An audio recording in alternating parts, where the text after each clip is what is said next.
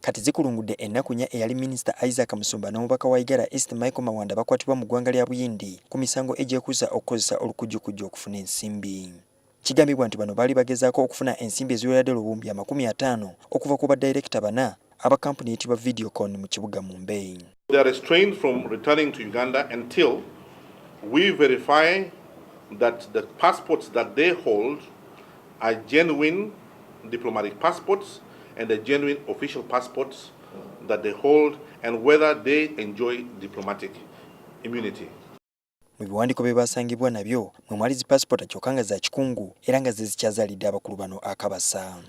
One Mawanda Michael Maraga, date of birth 23rd July 1967, had a passport GA 003207. Margola Matthias, born 10th November 1972, had a passport B 0549863, and Mr. Musumba Isaga Isaac, born 06 December 1964, had a passport DA 023167.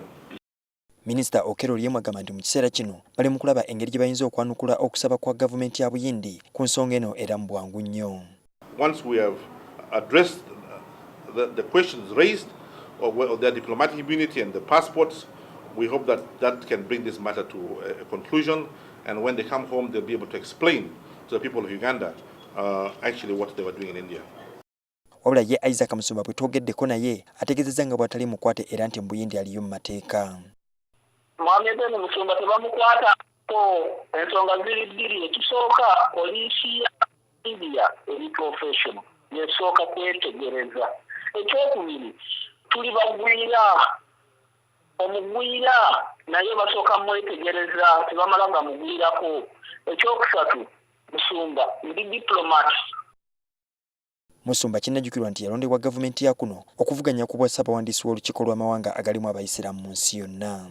Julius Senkandwa, NTV.